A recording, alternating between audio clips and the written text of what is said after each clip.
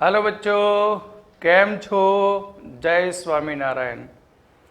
परमाणुीय બંધારણની અંદર હવે આપણે આ ચેપ્ટરની અંદર લગભગ 50% ભાગ પૂરો થઈ ગયો થિયરીનો.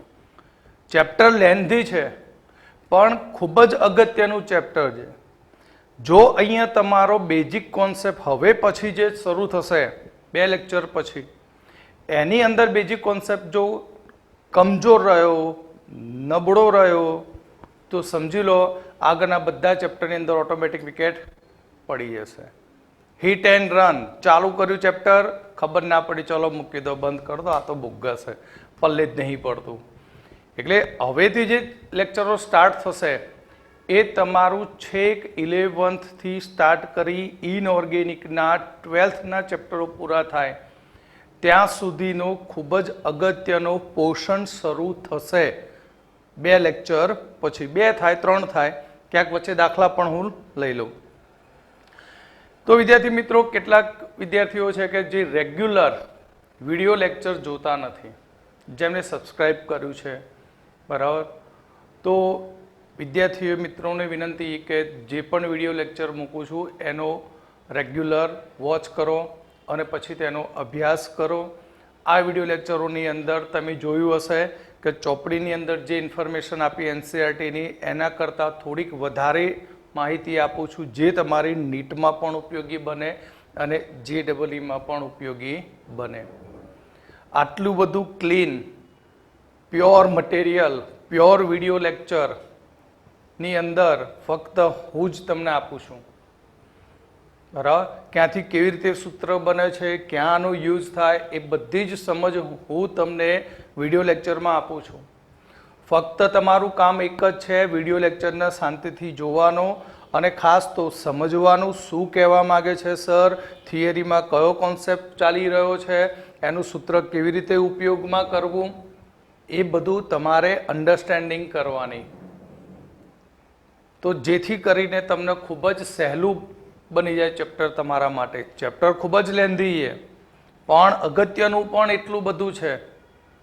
એટલે શરૂઆતમાં તમને એવું લાગે કે આ તો બહુ લાંબુ ચેપ્ટર છે, પતતું જ નથી.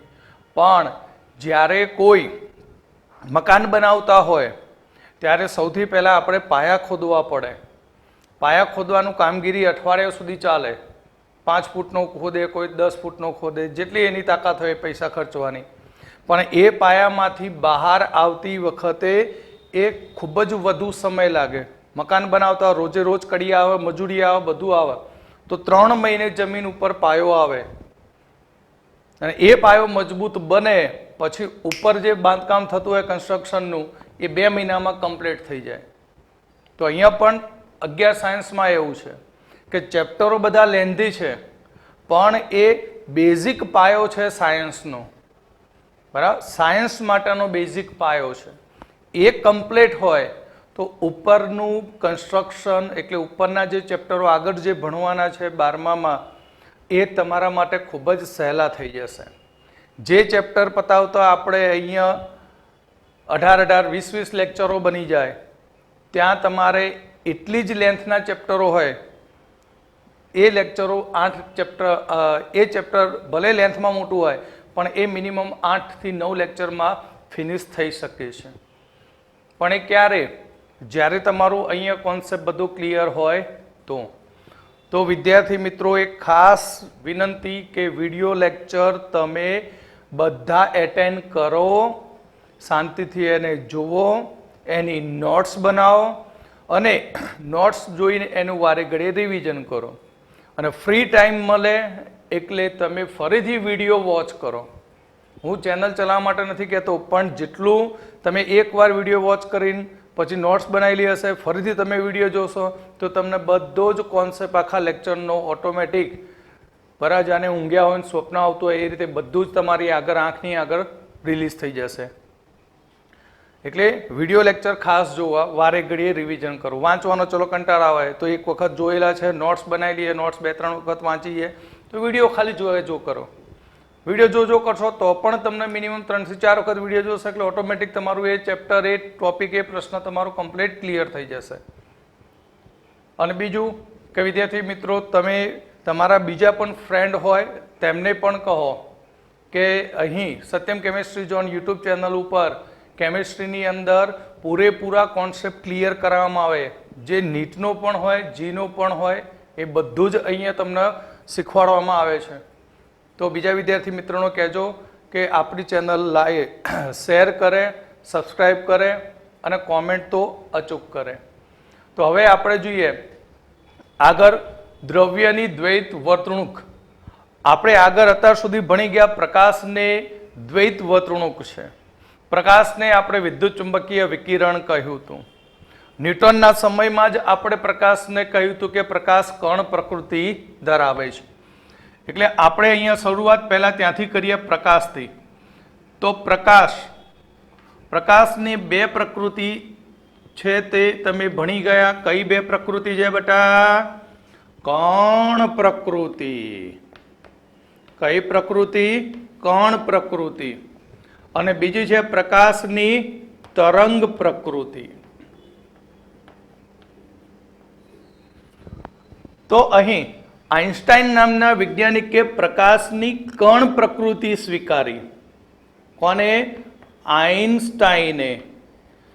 આઇન્સ્ટાઈને પ્રકાશની કણ પ્રકૃતિ સ્વીકારી અને તેની ઉર્જાનું સમીકરણ આપ્યું E બરાબર mc². શું સૂત્ર આપ્યું? E બરાબર mc². તો પ્રકાશને તરંગ પ્રકૃતિ હોય તો પ્રકાશની તરંગ પ્રકૃતિની ઉર્જા માટે સમીકરણ આપ્યું હતું E બરાબર મેક્સ પ્લાન્કે E બરાબર h². ન્યુ એટલે આવૃત્તિ. આવૃત્તિ તરંગની હોય, બરાબર, માટે E બરાબર h². અને ન્યુ એટલે તમે જાણો છો, ન્યુ એટલે C/λ. તો હવે આ બંને સમીકરણ તો કોના માટે? પ્રકાશ માટે. આ કણ માટેની ઉર્જા, આ તરંગ માટેની ઉર્જા. માટે બંને સમીકરણને સરખાવી દઈએ તો બંને કોમન થઈ જાય. E બરાબર mc² બરાબર hc/λ. માટે C એક કેન્સલ થઈ ગયો. માટે mc બરાબર h/λ.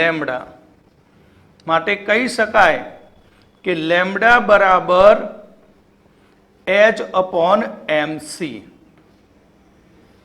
આ સમીકરણ પ્રકાશની તરંગ લંબાઈ માટે થયું. C એટલે પ્રકાશનો વેગ. અને ફિઝિક્સમાં તમે જાણો છો દર ગુણ્યા વેગ એટલે વેગમાન. દર ગુણ્યા વેગ એટલે શું થાય? વેગમાન. તો લેમ્બડા બરાબર h/p. આ સમીકરણ બને. આ પ્રકાશની કણ પ્રકૃતિ માટેની વાત હતી. તો આ જ ફંડા, આ જ બેઝિક ફંડાને ઉઠાવી લીધો કોને?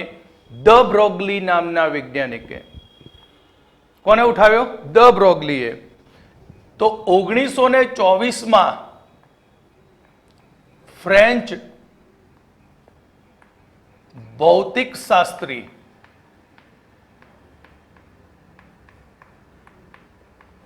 દ બ્રોગલે.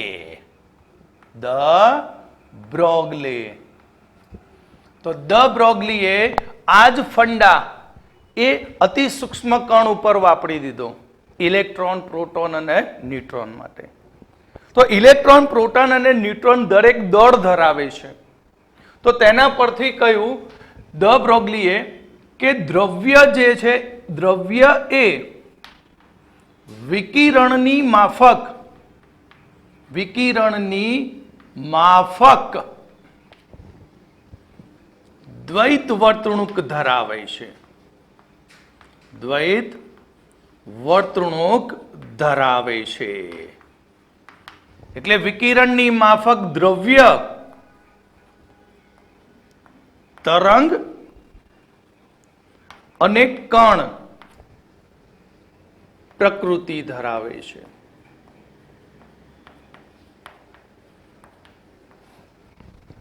તો આપણે અહીંયા જોઈ શકીએ કે પ્રકાશ એટલે ફોટોન.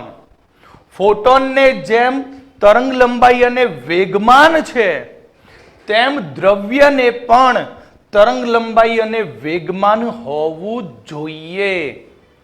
આ કોને કહ્યું? ધ બ્રોગલીએ. છે ને બહુ ઇઝી કોન્સેપ્ટ થઈ ગયો. ગોખણ પટ્ટી નીકળી ગઈ. આ ક્લિયર છે. તો એ જ વસ્તુ કોના માટે વાપરી? દ્રવ્ય માટે. તો કહ્યું કે જેમ ફોટોનને વેગમાન અને તરંગ લંબાઈ છે, તેમ દ્રવ્યને પણ રહી ગયો પણ વેગમાન અને તરંગ લંબાઈ હોવી જોઈએ. તરંગ લંબાઈ હોવી જોઈએ.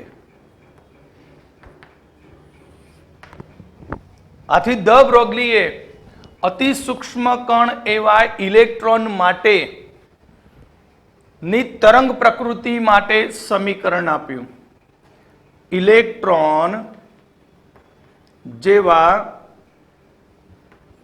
સૂક્ષ્મ કણ ની તરંગ લંબાઈ અને વેગમાન સાથેનો સંબંધ રજૂ કર્યો. તો તે સંબંધ હતો લેમ્બડા બરાબર h/p. લેમ્બડા બરાબર શું હતું? h/p. જ્યાં તમે જાણો છો લેમ્બડા તરંગ લંબાઈ છે અને p કણનું વેગમાન છે. કોનું વેગમાન? કણનું વેગમાન. તો કણનું વેગમાન p બરાબર જાણો છો દર ગુણ્યા વેગ. અહીંયા આપણે કણના વેગને લેવાનો. અહીંયા વેગ લીધો છે તે વેગ કોના માટે છે? પ્રકાશ માટે છે. કોના માટે? પ્રકાશ માટે. માટે લેમ્બડા બરાબર h/mv. લેમ્બડા બરાબર શું થયું? h/mv. તો આ સૂત્ર ઉપરથી તેમને નિયમ આપ્યો, સિદ્ધાંત લખ્યો કે દરેક ગતિશીલ સૂક્ષ્મ કણ તરંગ પ્રકૃતિ ધરાવે છે. તરંગ પ્રકૃતિ ધરાવે છે. આ ધ બ્રોગલીનો શું હતો? સિદ્ધાંત હતો. દરેક ગતિશીલ કણ તરંગ પ્રકૃતિ ધરાવે છે. ઇલેક્ટ્રોનની આ તરંગ પ્રકૃતિનો ઉપયોગ ક્યાં થયો? તો ઇલેક્ટ્રોનની તરંગ પ્રકૃતિનો ઉપયોગ ઇલેક્ટ્રોન માઇક્રોસ્કોપમાં થાય છે. ઇલેક્ટ્રોન માઇક્રોસ્કોપમાં જે નાનામાં નાના અતિ સૂક્ષ્મ કણનું 150 લાખ ગણું આવર્ધન કરે છે.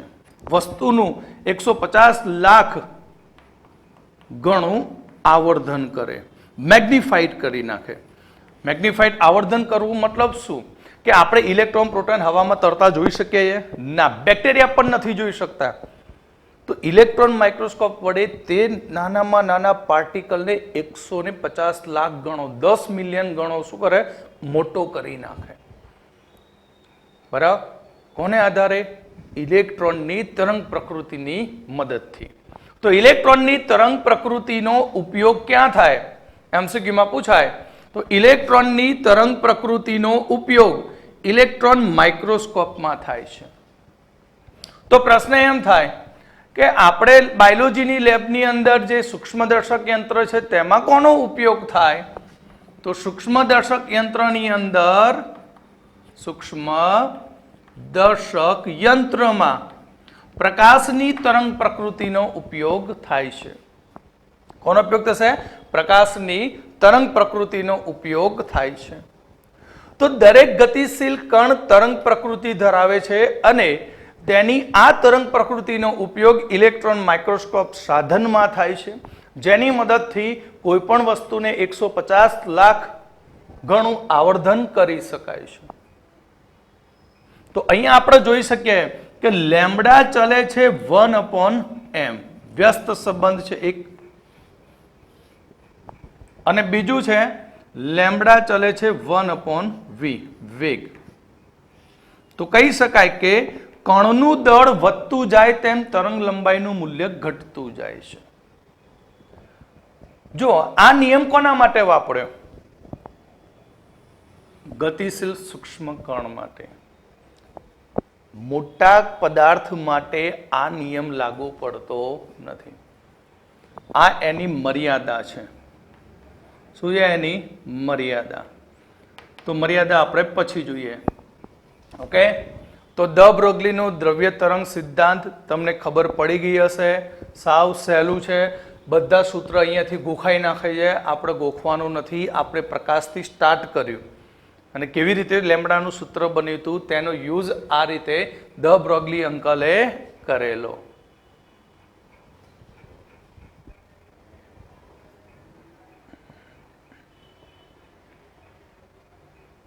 હવે આપણે દ બ્રોગ્લીની મર્યાદા જોઈએ. મર્યાદા શું? તો આપણે કહ્યું કે તરંગ લંબાઈ લેમ્બડા ચલે છે 1/m, વ્યસ્ત સંબંધ છે. તો દ બ્રોગ્લીનો દ્રવ્ય તરંગ સિદ્ધાંત એ સ્થૂલ પદાર્થ ને લાગુ પડતો નથી. ગતિશીલ સ્થૂલ પદાર્થને લાગુ પડે નહીં. કેમ? હવે આપણા વજનની વાત કરીએ તો આપણું વજન કિલોગ્રામમાં હોય, ગ્રામમાં હોય, કોઈક પદાર્થનું, કોકનું મિલીગ્રામમાં વજન હોય. પણ જો દળનું મૂલ્ય ખૂબ જ વધુ હોય, અતિ સૂક્ષ્મ સિવાયનું કણ, કારણ કે ઇલેક્ટ્રોનનું દળ કેટલું છે? 10⁻31 કિલોગ્રામ છે, -31. ત્યારે એની તરંગ પ્રકૃતિ પકડાઈ. બરાબર. હવે ઇલેક્ટ્રોન અહીંયાથી સૂક્ષ્મ કણ છે, અહીંયાથી આ બાજુ જતો છે તો શું કરવાનું? આમ સીધી લાઈનમાં જવાનો? ના, એ તો આ રીતે જશે, કારણ કે હલકું પ્રાણી એ હલકી આઈટમ છે. બરાબર. પણ સપોઝ આ ચોક છે, આ ચોકને હું આ સ્થાનથી આ સ્થાને નાખું તો સીધો જવાનો. આ ચોક થોડો આરતી જશે? ના જાય. કેમ? કારણ કે એનું દળ વધારે છે. અને દળ વધી જાય તો તમે જાણો છો કે કણ હોય તો કણ આ રીતે જાય તો શું મળે આપણને? ઘટ શૃંગ વચ્ચે તરંગ લંબાઈ લેમ્બડા મળે.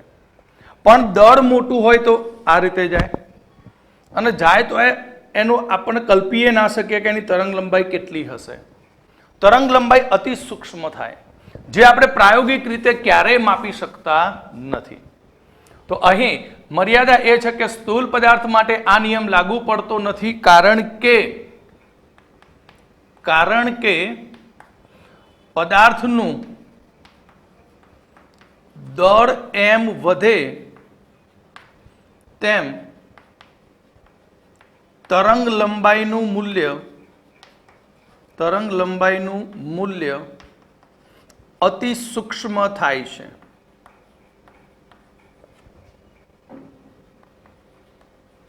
જે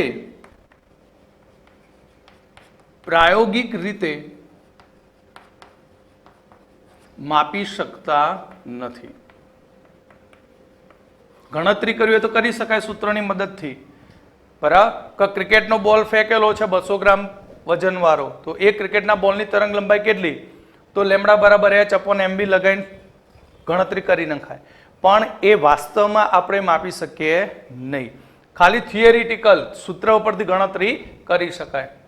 એટલે કોને લાગુ નથી પડતો? દાખલા તરીકે દોડતી ટ્રેન, હવામાં ઉડતું, આકાશમાં ઉડતું પક્ષી,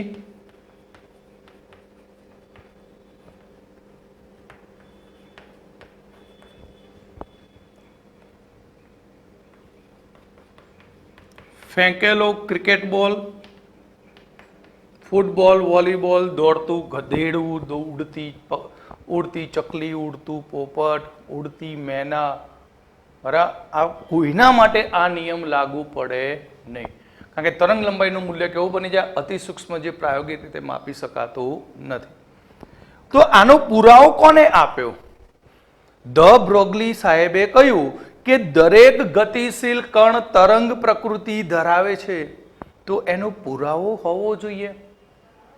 તો ડેવિસન અને ગર્મર નામના વૈજ્ઞાનિકે નિકલ ધાતુના સ્ફટિક પર એક્સરે કિરણનો અભ્યાસ કર્યો અને એક્સરે કિરણ આપાત કરવાથી તેમને જાણવા મળ્યું કે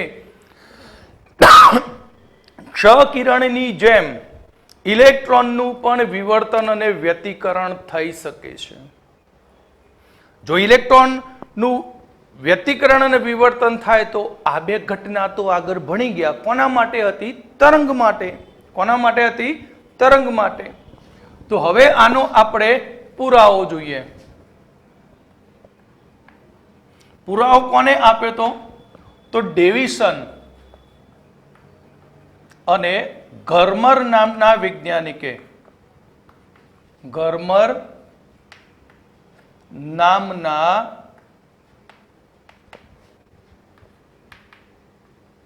વૈજ્ઞાનિકના મત મુજબ નિકલ ધાતુના સ્ફટિક પર એક્સરે કિરણો, ક્ષ કિરણો વડે અભ્યાસ કરતા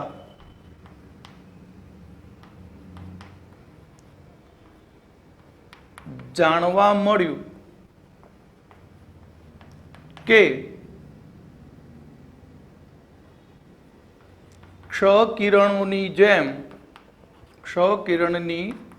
જેમ ઇલેક્ટ્રોનનું પણ વિવર્તન અને વ્યતિકરણ થાય છે. આથી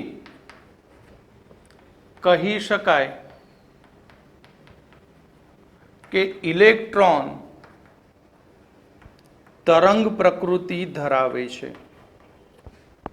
ઇલેક્ટ્રોન તરંગ પ્રકૃતિ ધરાવે છે. માટે કોને લાગુ પડે? બરાબર. તો ધ બ્રોગલીનો સિદ્ધાંત ઇલેક્ટ્રોન, પ્રોટોન, ન્યુટ્રોન અને H+ જેવા આયનોને લાગુ પડે છે. ઓકે. તો હવે કોઈ ધ બ્રોગલી નિયમની અંદર ડાઉટ હશે નહીં. બરાબર. એના પુરાવા સાથે આપણે આપી દીધું. તો આપણે ધ બ્રોગલીની તરંગ લંબાઈ, બરાબર, કોની તરંગ લંબાઈ હતી? ઇલેક્ટ્રોનની તરંગ લંબાઈ. તો આપણે હવે ધ બ્રોગલીની તરંગ લંબાઈ અને તેની ઇલેક્ટ્રોનની ગતિ ઉર્જા સાથેનો સંબંધ જોઈશું. ઓકે.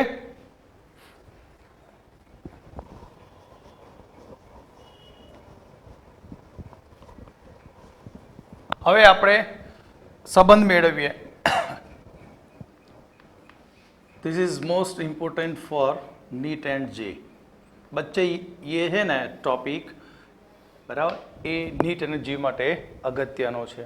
જે આમાંથી 2017ની અંદર એક સૂત્ર તારવીને આપીશ, એ સૂત્ર આધારિત MCQ પૂછાયો હતો.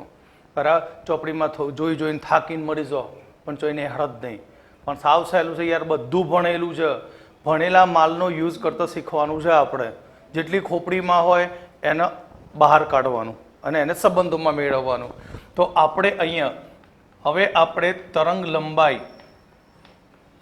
લંબાઈ લેમ્બડા અને ગતિ ઉર્જા,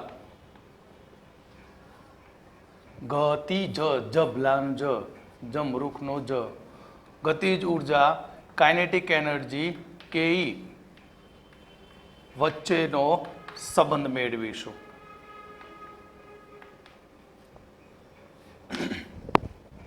જો ઇલેક્ટ્રોન ગતિ કરતો હોય તો તેની ગતિ ઉર્જા કેટલી? ઇલેક્ટ્રોન ગતિશીલ હોય તો તેની ગતિજ ઉર્જા, ચલો શું થશે? કાઇનેટિક એનર્જી KE બરાબર યાદ કરો મારા વાલાઓ, ગતિ ઉર્જાનું સૂત્ર આગળ શીખવાડી દીધું, 1/2 mv². હતું આ સૂત્ર કે E બરાબર 1/2 mv². તો આપણા જોડે તો સૂત્ર છે કે લેમ્બડા બરાબર h/mv છે. તો હવે આપણે અહીં સમીકરણને ઉપર અને નીચે m વડે ગુણીએ અને ભાગી દઈએ. શું ફેર પડે? બરાબર, m વડે ગુણતા અને ભાગતા. તો કાઇનેટિક એનર્જી બરાબર 1/2 m વડે ગુણો તો m², v²/m થઈ જાય. અને ભાઈ તમે જાણો છો P બરાબર તો mv છે. P બરાબર તો શું છે? mv.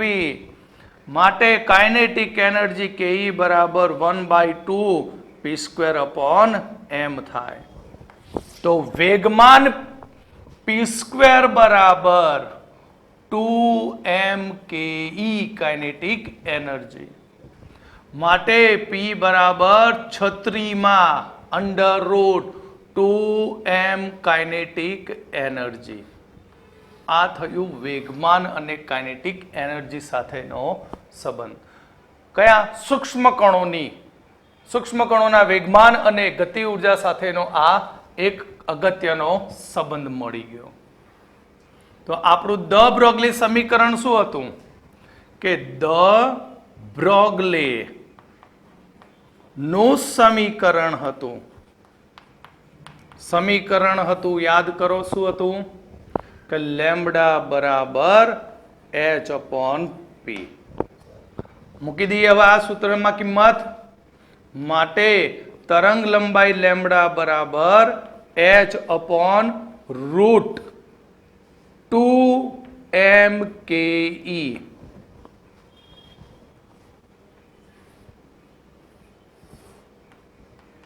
m એટલે કણનું દળ, કે એટલે કાઇનેટિક એનર્જી ગતિ ઉર્જા કણની, કણની તરંગ લંબાઈને મેક્સ પ્લાન્ક અચળાંક છે. ક્લિયર? તો આ એક મોસ્ટ આઈએમપી સૂત્ર મળ્યું. Most IMP. તો હવે આપણે જો ઇલેક્ટ્રોન v વોલ્ટ પોટેન્શિયલના તફાવતની અસર હેઠળ ગતિ કરે તો, જો આ પણ અગત્યનું સૂત્ર, જો ઇલેક્ટ્રોન v વોલ્ટ પોટેન્શિયલ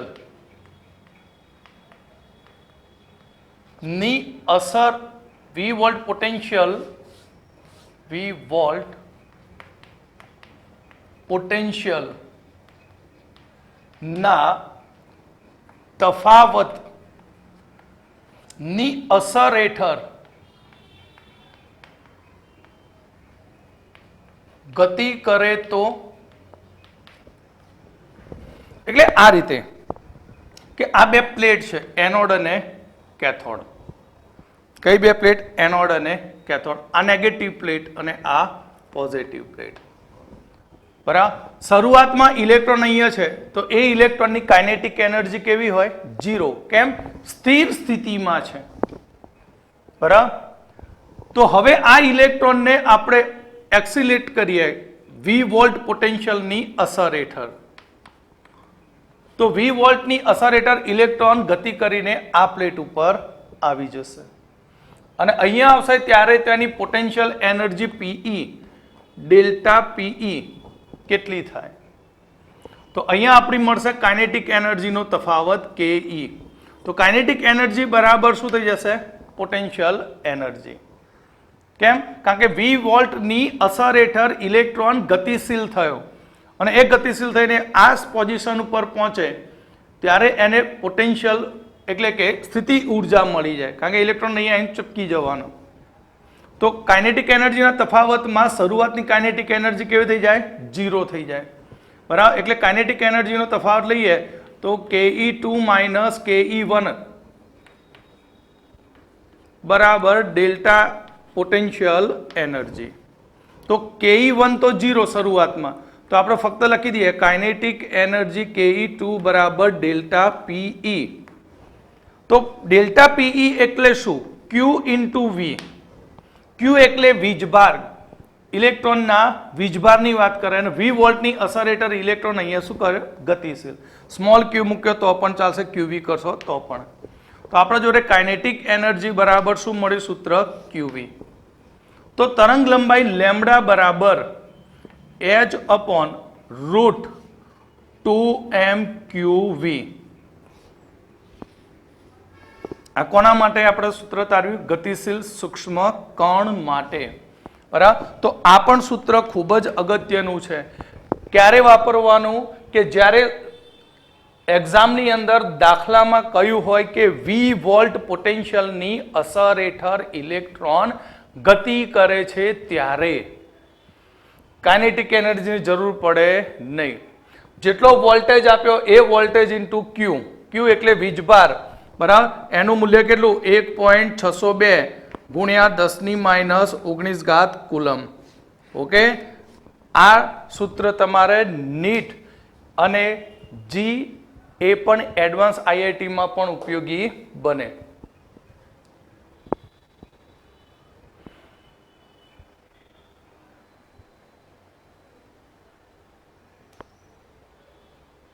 આપણે તરંગ લંબાઈના સૂત્રો તારવી લીધા બધા. બરાબર. પણ ચલો પહેલા લિસ્ટ લખી. લેમ્બડા બરાબર આપણું પહેલું સૂત્ર હતું h બરાબર અંડર રૂટ 2mke. એક આ સૂત્ર હતું. લેમ્બડા બરાબર રૂટ 2mqv. બીજું સૂત્ર હતું લેમ્બડા બરાબર h અપોન p અને લેમ્બડા બરાબર h અપોન mb.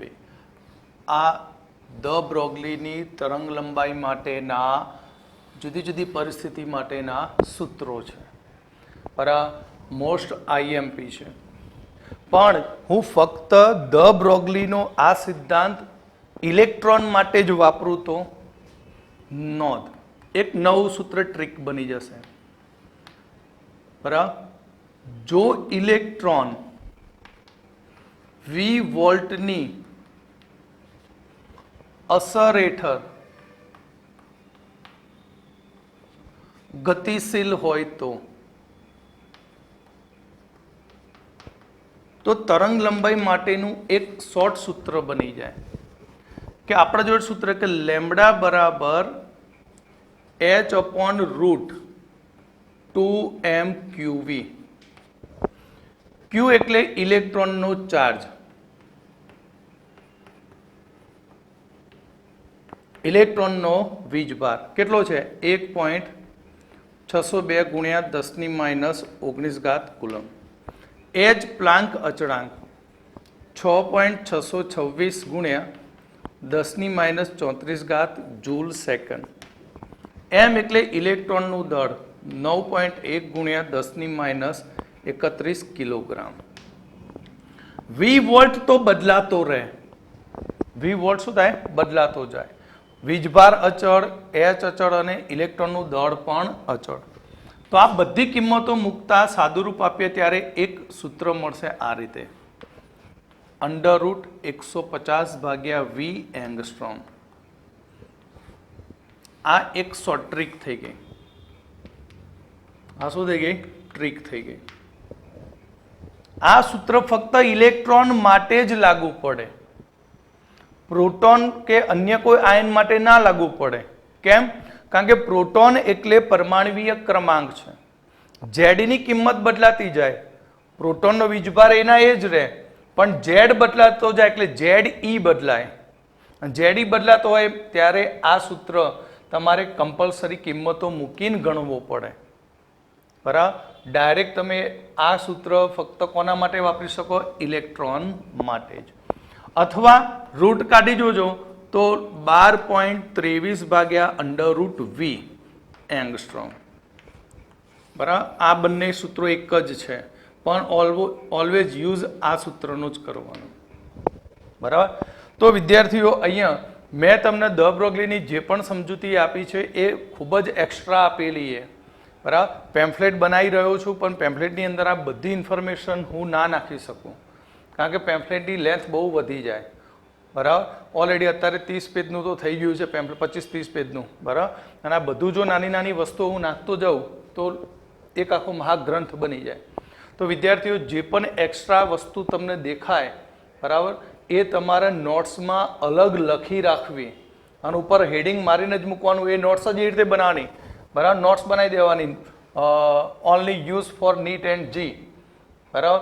દરેક ટોપિકમાં જે પણ એક્સ્ટ્રા વસ્તુ આવે દરેક ચેપ્ટરનું, એ બધું વસ્તુ એક્સ્ટ્રા જે પણ હોય ચોપડી વગરની, એનસીઈઆરટી સિવાયનું, એ બધું એની અંદર લખતું જવાનું, ઉતારતું જવાનું.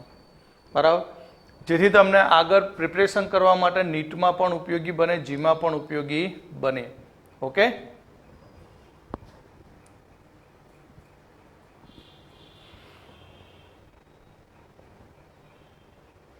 ચલો હવે આપણે કોયડા ગણીએ. કોયડો 2.10. હાઇડ્રોજન પરમાણુમાં n બરાબર 5 થી 2માં n બરાબર 5 થી 2માં કક્ષામાં થતી સંક્રાંતિ દરમિયાન ઉત્સર્જિત થતા ફોટોનની આવૃત્તિ ગણો. બરાબર. હવે જુઓ, ઇલેક્ટ્રોન તમારો n બરાબર 2માં પાછો ફરે છે. ક્યાંથી? n બરાબર 5માંથી. તો અહીંયા આ આપણી ઇલેક્ટ્રોનની નીચેથી ઉપર જવાની કઈ અવસ્થા હતી? શરૂઆતની અવસ્થા હતી ni. અને ઉપર ગયો ત્યારે આ nf થયું. ફાઇનલમાંથી પાછો ફર્યો. ફાઇનલમાંથી શું થયો? પાછો ફર્યો. ફાઇનલમાંથી પાછો ફરે ત્યારે ઉત્સર્જિત થતા વિકિરણની આવૃત્તિ અને તરંગ લંબાઈ શોધો. બરાબર. તો સાવ સહેલો દાખલો એ.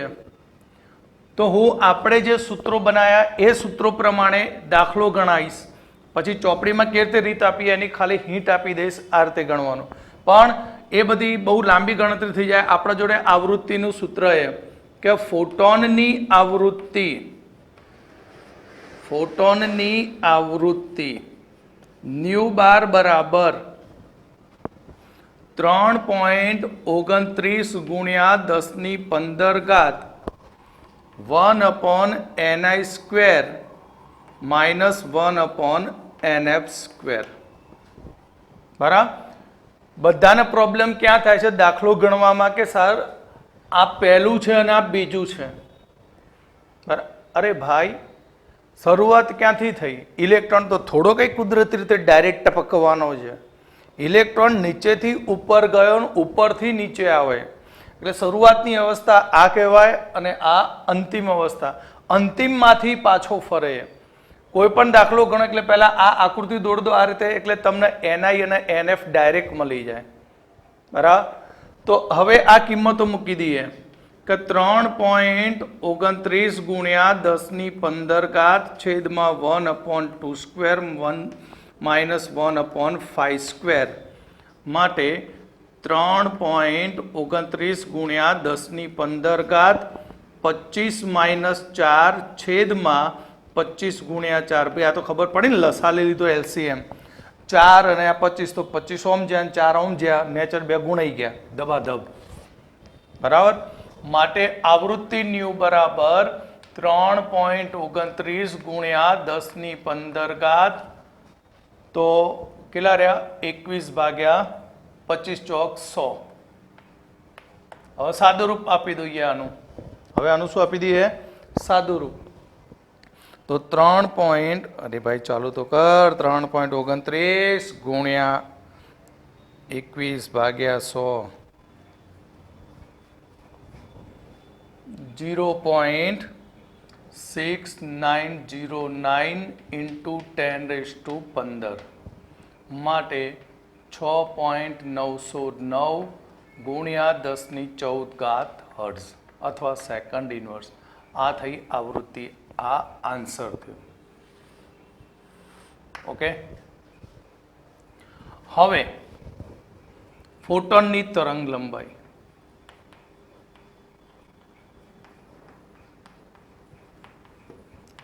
તો તરંગ લંબાઈ લેમ્ડા બરાબર સૂત્ર આપ્યું હતું મેં 912 એંગસ્ટ્રોમ છેદમાં 1/ni² માઇનસ 1/nf². માટે 912 एंगस्ट्रॉम छेदમાં 1/2² माइनस 1/5². બરાબર. ઉપર આપેલું છે 912. ઓહો, 912 એંગસ્ટ્રોમ છેદમાં શું થશે? 21/25 ઉપર છે એ અને નીચે છેદમાં 100 તો ગુણ્યા 100 જશે ને ઉપર 25 માઇનસ 4 21 ભાગ્યા 25 ચોક 100 અને ત્રીજો છેદ છે માટે ઉપર.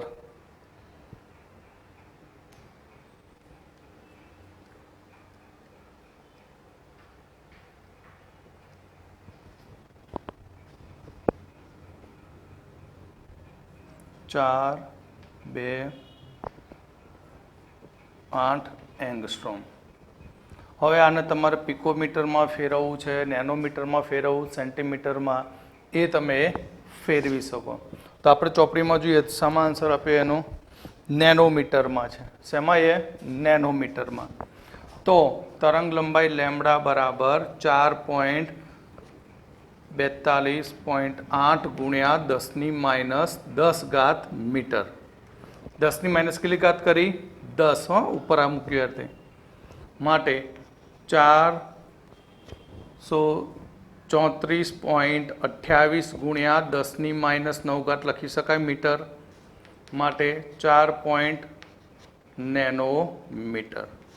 આ થઈ તરંગ લંબાઈ. સાવ સહેલા સૂત્રો બનાવેલા છે, તો બાફવા માટે નથી બનાવ્યા, યુઝ કરવા માટે. ચોપડીમાં આપ્યું રટ્ટો કરવાનો, એ રીતે રટ્ટો નહીં કરવાનો કે પહેલી ઉર્જા શોધો, પછી આવૃત્તિ શોધો, પછી તરંગ લંબાઈ. સીધી સૂત્રમાં કિંમતો એપ્લાય કરો, જવાબ.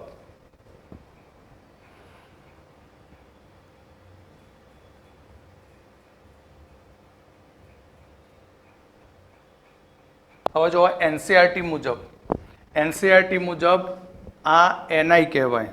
પહેલું એનઆઈ થયું. એનઆઈ બરાબર 5 અને એનએફ બરાબર 2. ફાઇનલ આ રીતે કહી દઉં. બરાબર. જ્યાંથી શરૂ થયું ત્યાં પડ્યું, છેલ્લે પડ્યો 2માં, એટલે એનએફ અને આ એનઆઈ. પણ એ રીતે નહીં, મેં શીખવાડ્યું એ રીતે જોવાનું. બરાબર. પણ આ એનસીઆરટી મુજબ છે. તો સૌથી પહેલું તમારે ડેલ્ટા ઈ શોધવાનું. ડેલ્ટા ઈ બરાબર સૂત્ર હતું 2.18 ગુણ્યા 10⁻18 1/ni² minus 1/nf² joule. Answer આવશે આ રીતે. પણ એ આન્સર ઉત્સર્જન બતાવશે ત્યારે આન્સર માઇનસ જૂલ આવશે. કેવો આવશે? માઇનસ.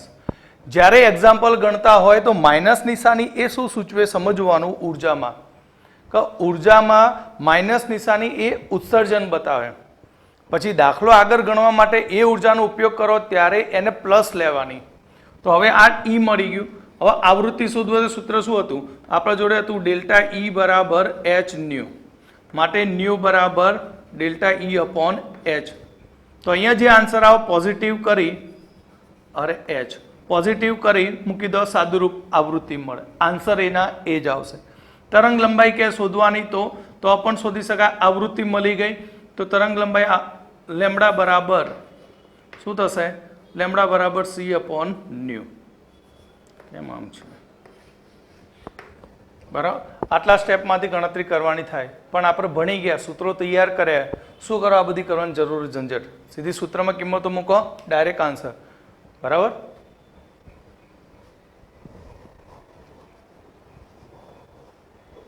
ચલો હવે 2.11 કસોટી ચાલી રહી है जिंदगी की.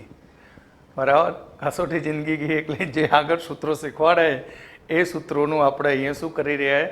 રિવિઝન. બરાબર. કોને કેટલું તૈયારી કરી એ ખબર પડી જાય. બરાબર. સૂત્રો જ ઉપયોગ કરવાના એ. બધું આગળના બધા ગમે તે રીતે કઠ્ઠા બઠ્ઠા નહીં મારવાના. સાવ સહેલું છે બધું. આ એચઈ પ્લસની પ્રથમ કક્ષાની ઉર્જા ગણો અને કક્ષાની ત્રિજ્યા ગણો. એચઈ પ્લસની પ્રથમ કક્ષાની ઉર્જા. હવે હાઇડ્રોજન સિવાયનો પરમાણુ થયો એચઈ પ્લસ. તો એચઈ પ્લસની પ્રથમ કક્ષા એટલે એન બરાબર 1. એનો ઝેડ કેટલો પરમાણુય ક્રમાંક? તો હિલિયમનો પરમાણુય ક્રમાંક 2. તો આપણે સ્પેશિયલ સૂત્ર તારવ્યું હતું કે પ્રથમ કક્ષામાં ઇલેક્ટ્રોનની ઉર્જા E1 બરાબર 2.18 ગુણ્યા 10⁻18 ઇન્ટુ સૂત્ર હતું z² આવું સૂત્ર હતું. સૂત્ર શું હતું? z²/n². તો આ સૂત્રમાં સીધી કિંમતો મૂકી દઈએ તો 2.18 ગુણ્યા 10⁻18 ઇન્ટુ z એટલે 2² ભાગ્યા 1². બરાબર. આગળ નિશાની માઇનસ મૂકી દઈએ આપણે. યાદ છે ઇલેક્ટ્રોન કક્ષામાં હોય ત્યારે ઉર્જાનું ઉત્સર્જન કરે. એક આ રીતે તમે દાખલો ગણી શકો. બરાબર. ઉર્જા શેમાં આપી હોય? જૂલમાં. પણ જો ઇલેક્ટ્રોન વોલ્ટમાં હોય તો હવે આ દાખલો પૂરો કરી નાખજો. જો ઇલેક્ટ્રોન વોલ્ટમાં હોય તો E1 બરાબર -13.6 ઇન્ટુ z²/n² ઇલેક્ટ્રોન વોલ્ટ. ફેરવવાની બેસવાનું 3.6 ગુણ્યા 2² ભાગ્યા 1² ઇલેક્ટ્રોન વોલ્ટ. આન્સર આવી જશે ઇલેક્ટ્રોન વોલ્ટમાં. હવે કોઈ પણ આયનની કક્ષાની ત્રિજ્યા માટે સૂત્ર હતું કે Rn બરાબર 0.529 ઇન્ટુ n²/z. એંગસ્ટ્રોમમાં હતું આ સૂત્ર. તો આપણા જોડે બંને વસ્તુ છે કે 0.529 ઇન્ટુ n² એટલે પહેલાનો વર્ગ ભાગ્યા 2 એંગસ્ટ્રોમ. માટે 2 વડે ભાગી દઈએ તો 0.2 દુ 4, 1 વધ્યા 6 અને 2 દુ 4, 4 આ એંગસ્ટ્રોમમાં આવ્યું. બરાબર. આને નેનોમીટર પિકોમીટરમાં ફેરવવું હોય તો તમે ફેરવી શકો. કેમ? કારણ કે 1 એંગસ્ટ્રોમ બરાબર 10⁻10 મીટર અને 1 નેનોમીટર બરાબર નાનોમીટર બરાબર 10⁻9 મીટર. અને પિકોમીટરમાં ફેરવું હોય તો પણ ફેરવી શકો. PM બરાબર 10⁻12 બનાવવાની ઘાત. ઓકે.